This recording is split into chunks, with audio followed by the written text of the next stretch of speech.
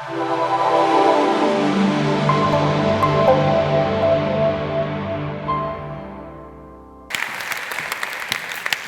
you very much. I'm very humbled, very honored to be here tonight, to be allowed to stand and speak in front of so many wonderful and beautiful people. I would like to start with a little experiment. In a moment, I'm going to show you a couple of words on the screen. I would like you to read them out nice and loud, all together, at the following pace. 1, 2, 3. Is that all right? Let's do it. Red, blue, green. Perfect. We're going to try the same thing one more time, just to see how everybody is doing. Focus on the words again. Same rhythm, nice and loud, all together. Blue, green, yellow. Fantastic. Good audience. I brought you now some colored shapes, different colored shapes. And this time we're going to change the rules. I don't want you to think about the shapes. I want you to think about the colors. I want you to call out the colors. Only the colors, not the shapes. Let's do it now. Perfect. The screen shows different colors than this one. That is correct. Wow. Okay, it's probably the angle. Now you've done very well. Let's continue this one more time. I brought 3 more words, and we're going to do the same thing as with the shapes. You're going to focus on the colors, call out the colors, not the words. Are you ready? I can't hear you. Yes. Perfect. Just the colors.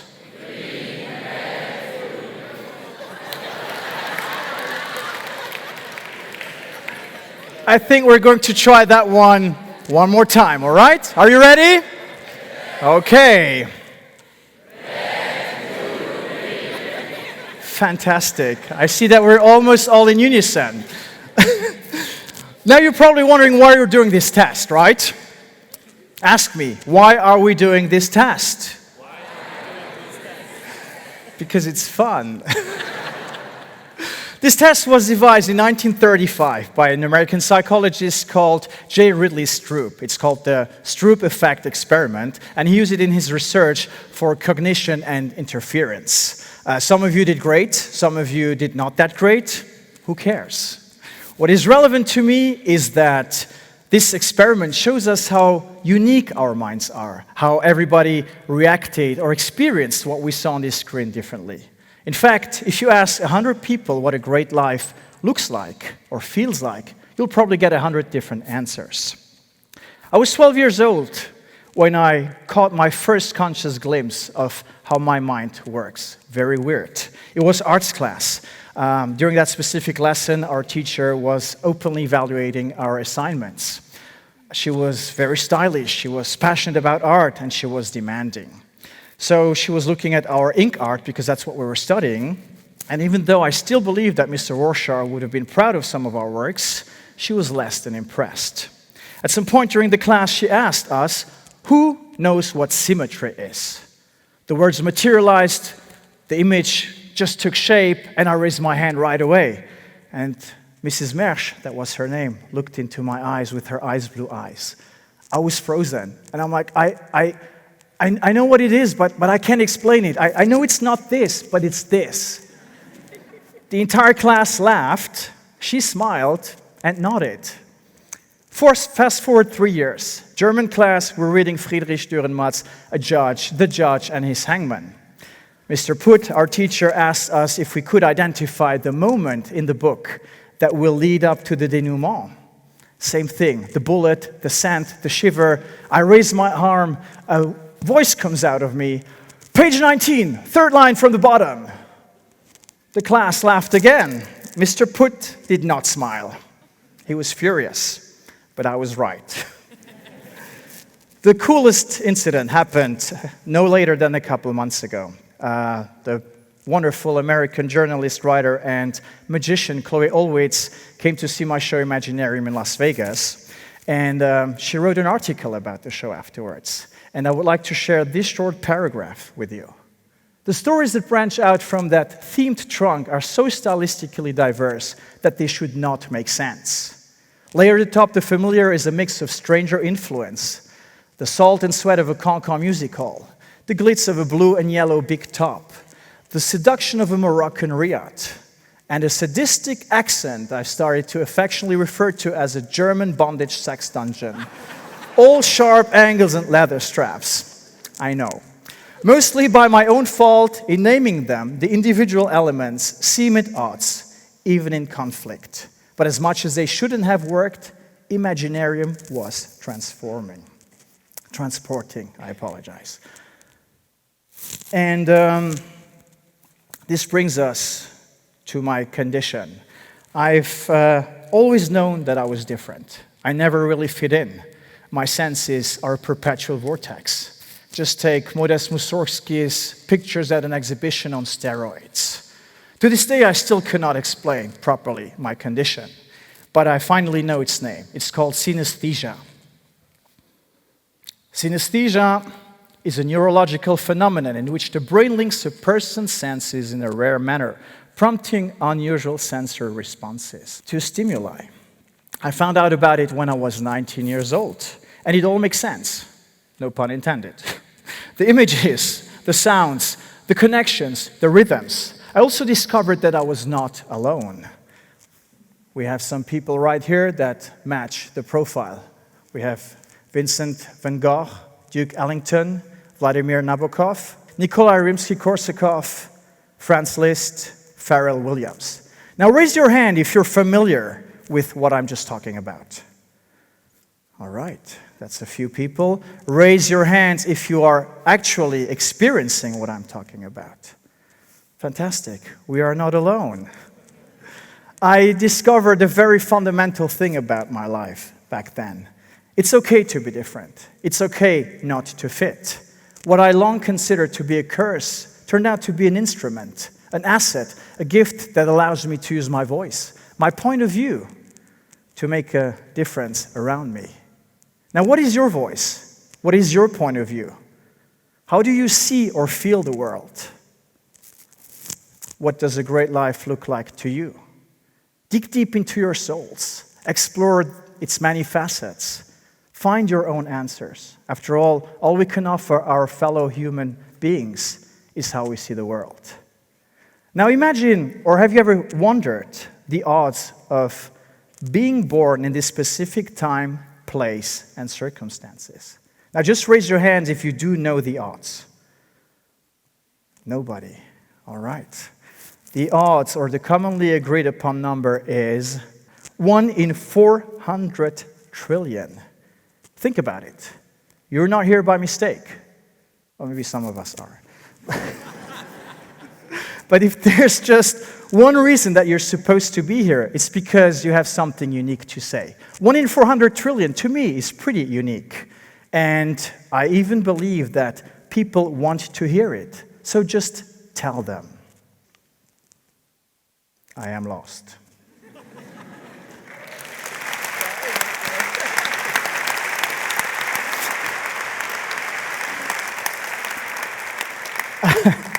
I don't know if I discovered magic or magic discovered me. All I know is that magic is the perfect medium for me.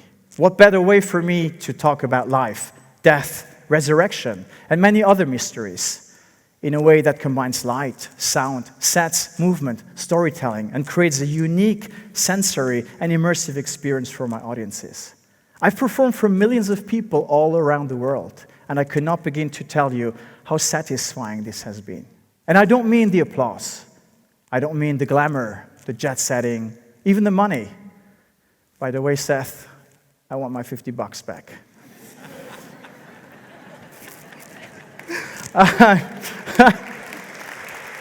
I'm talking about looking into the audience, seeing the smiles, the happy faces, wonder, tears.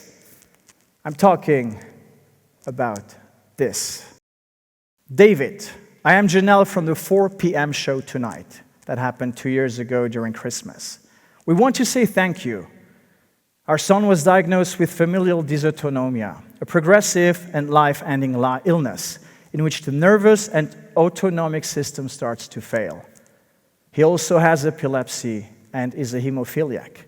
He's had 3 surgeries this year, and it's not been a good few months. He slept 12+ hours last night, and your show was the highlight of the day today. We're out of here visiting my brother for Christmas. My son Brady talked about the show up until he fell asleep a little bit ago. We're here to make memories, as we don't know when we will be able to travel back. Thank you for helping Brady keep his smile. Sorry, Sean, that's Brady's father, did not get on stage. He doesn't like to leave Brady's side in case something happens. They had a plan in place so I could stay and watch the show in case Brady felt he was going unconscious. Thank you again.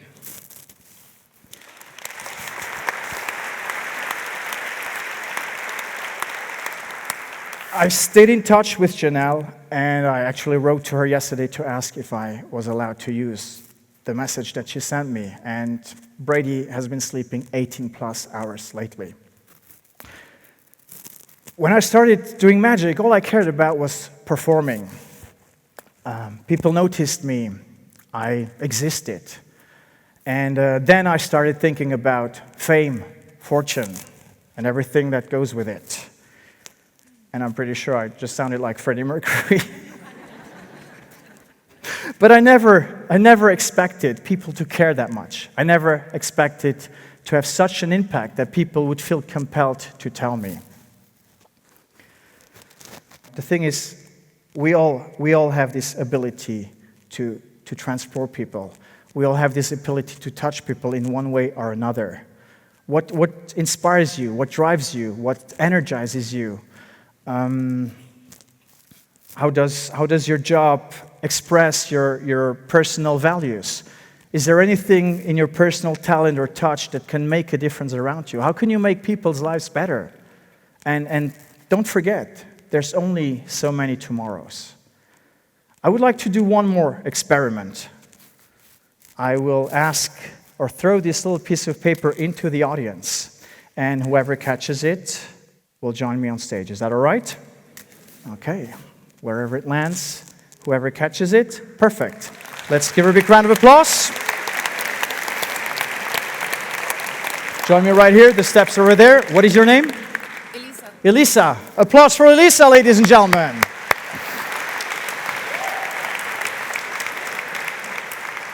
Elisa, where are you from? I grew up here. You grew up here. Perfect. Nice to meet you.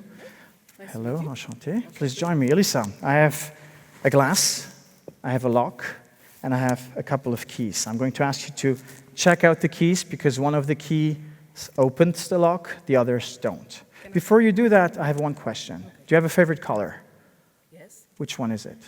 Apple green. Apple green, very specific.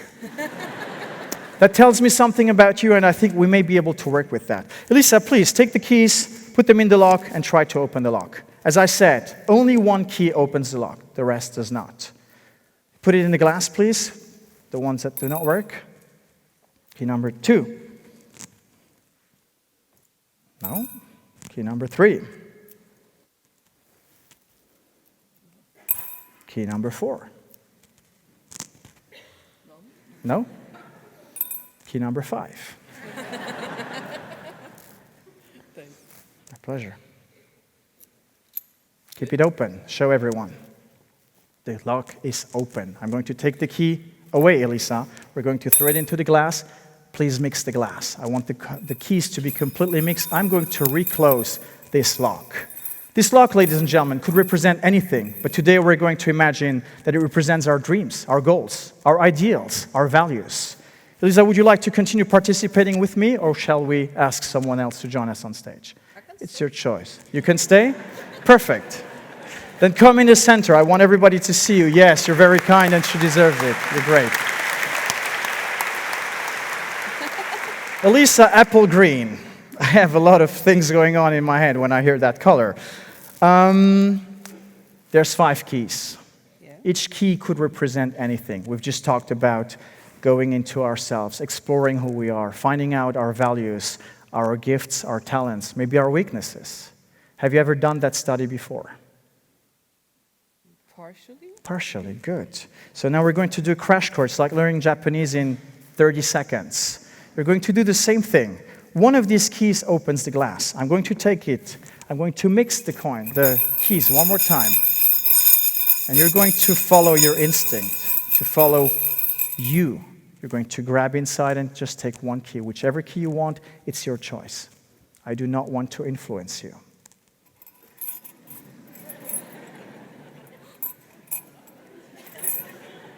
Have you got a key? Yep. Are you happy with that key, Elisa? Looks good. Looks good. Do you want to keep it? Yes. Yes. She's determined. Apple green. Elisa, I'm going to take the lock. You had a choice of 5 keys. You grabbed inside, you picked one, a single one. A key that could represent anything, in this case, your potential, your talent, you. So much pressure. Yes. Imagine me being the last speaker after all these wonderful people spoke before me. Insert the key, please. I'm letting go of the lock.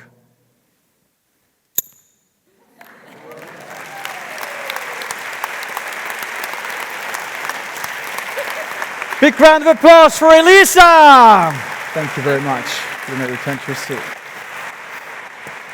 It doesn't matter whether you're a magician, whether you're a teacher, whether you're a doctor, a baker, or stay-at-home parent. It doesn't matter what you do. What matters is who you are. The key is exploring who you are. The key is embracing who you are. The key is finding your why, your purpose. The key is seeing your own possibilities. The key is using your talent until there's nothing left.